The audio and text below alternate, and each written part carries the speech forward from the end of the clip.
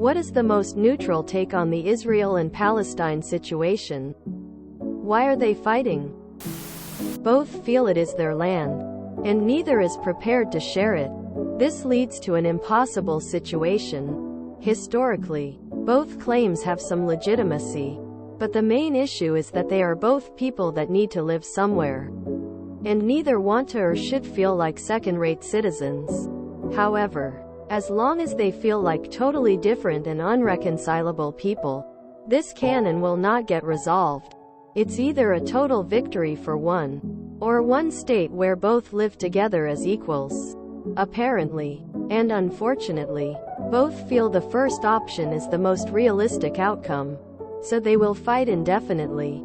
And that's where we are at right now. It's sad to see that neither side has produced leaders capable of even willing to break this cycle for a long time now. So I fully expect to see this continue for at least another generation, and probably many more to come. They both suck on their own way. Jewish communities have always existed on Palestine, modern-day Israel, but huge flocks of Jewish immigrants around the world flocked these areas after WW2, basically kicking a lot of Palestinians out and settling their own state. They've been known to mistreat Palestinians and infringe on their rights, basically like second-class citizens. Palestinians had their valid original claim of the land. However, a lot of their tactics, like what Hamas is doing, are absolutely repulsive, like just killing civilians on sight. Just because you're the victim doesn't justify you in killing people because they are of the nationality you despise. There is simply no favorable people in this conflict. It's just a war between two factions who just use whataboutism to justify attacks on each other. Palestinians need to denounce Hamas and their horrible tactics, and Israelis need to start treating Palestinians as humans with equal rights. The most neutral take? They have a disagreement. For the historical answer, here's one I wrote. The follow-up comments are also quite useful. One of the previous times it happened was asked about https://2afraidtoask/r/2afraidtoask/comments/172jkmw/istheory, an unbiased answer to what's going on/k3x9nw/? Context equals 3. There has never been peace in the Middle East, because in the First World War, the British recruited both of their ancestors to fight the Turks, and promised them both that they could settle the same land. This is essentially a fallout from colonialism. Israel as a state dissolved millennia ago and resulted in Jewish diaspora around Europe for that time. However, the actual land still existed and was now owned by Ottomans and British. In a very watered-down nutshell, Palestinians and Israelis were both promised this land by the colonists and both have some sort of ancestral claim to the land. After the colonizers noped out of things, it resulted in the conflict we see today. This short video from Vox is the most concise and unbiased summary I've seen. War never changes. At the end of World War I, the Ottoman Empire dissolved and the nation of Palestine was placed under the governance of the British. Then in 1922, the League of Nations ruled that they would establish a new state within Palestine to serve as the global headquarters for the Jewish people due to the large number of European Jews that were displaced across Europe during the war. At that time, only 3% of the population of Palestine was Jewish.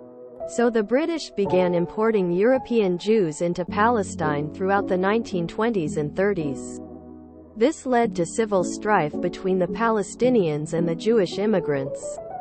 But during World War II, a temporary stop was made to immigration.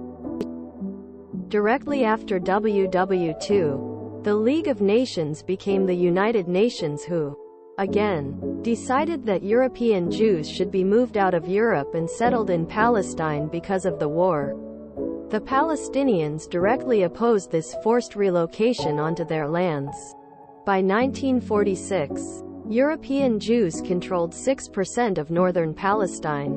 In 1947, the UN proposed to strip away 55% of Palestine for the creation of a Jewish state.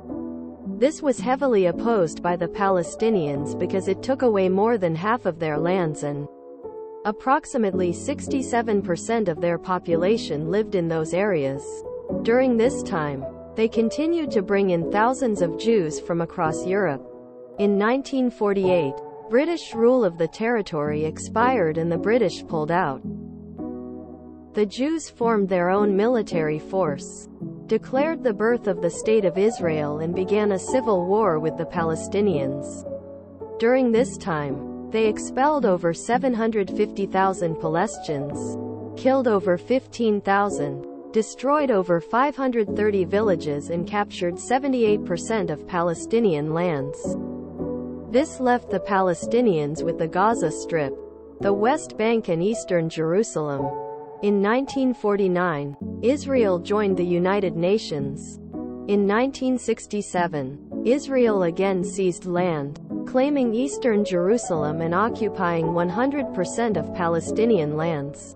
In 1987, the PLO, Palestinian Liberation Organization, was formed, better known today as Hamas. At that time, they began a series of violent protests and sought the reclamation of land, free elections, the ability for refugees to return and paid reparations. They stated they would agree to a truce if Israel retreated to the established pre-1967 borders. In 1993, a treaty was established between Yasser Arafat and Israel to return control of 22% of Palestine to the Palestinians. By 1995, Palestine was given the authority to self-govern the West Bank and Gaza Strip while Israel maintained security control. From 1995 to 2004, sporadic violence and protest continued due to the presence of Israeli security patrols within Palestinian territory. In 2004, Yasser Arafat died. From 2005 to 2006, Israel and Egypt began a blockade of Gaza, securing the coastline and seizing control of the area's power, water and communications infrastructure. This was a disengagement plan in which they would control the area externally while ceasing security patrols within Gaza. In 2006, a civil war broke out within Gaza. This conflict fractured the Palestinians into two factions, Hamas seizing full control of Gaza and the Fatah taking control of the West Bank. The Fatah are democratically elected and maintain a non-violence stance. This is where the modern conflict began to escalate. Every year from 2006 to 2014 were constant conflicts between Gaza and Israel. In 2018, major protests at the Gaza-Israel border led to several Palestinians getting killed and thousands injured, which reignited the conflict. From 2018 to 2022, Israel began a series of raids and airstrikes within Gaza, resulting in retaliatory rocket attacks until a ceasefire deal was reached in May of 2023. And now, October 2023, Hamas, the Palestinian Islamic Jihad and the Popular Front for the Liberation of Palestine have all launched a planned attack on Israel. The leaders of both, and by that, I mean specifically the likes of Hamas and the Likud Party, are only able to stay in power in conflict.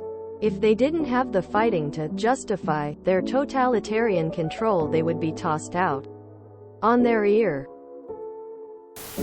I'm always compelled to correct people when they boil this down to some kind of ideological culture or religious conflict. It's like saying Native Americans and white Christian Americans don't get along because of religion.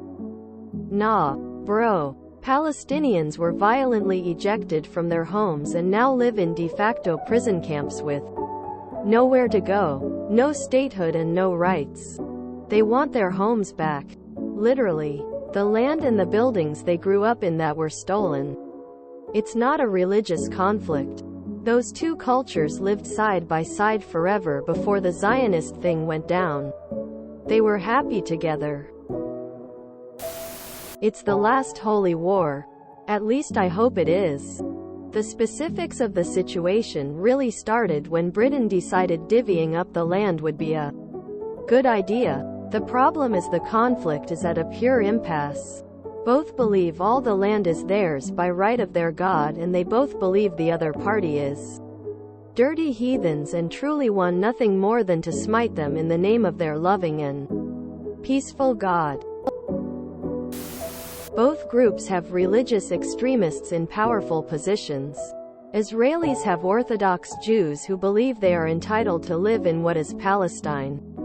Palestine is led by people who has the destruction of Israel and the death of Israelis in their platform. It is just hard to work in the modern world when zealots are in control. Human Rights Watch considers Israel an apartheid state. The most neutral take is that the mainstream media wants it to be a two-sided argument but refuses to show the death and destruction every day on Gaza and the West Bank.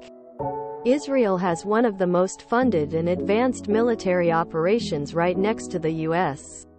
We fund them. Israel has constant airstrikes killing children, elderly, and innocent people. Palestinians are refused water and concrete to rebuild after Israel's bombing. This has been happening for 75 years while there's an open-air prison on Gaza.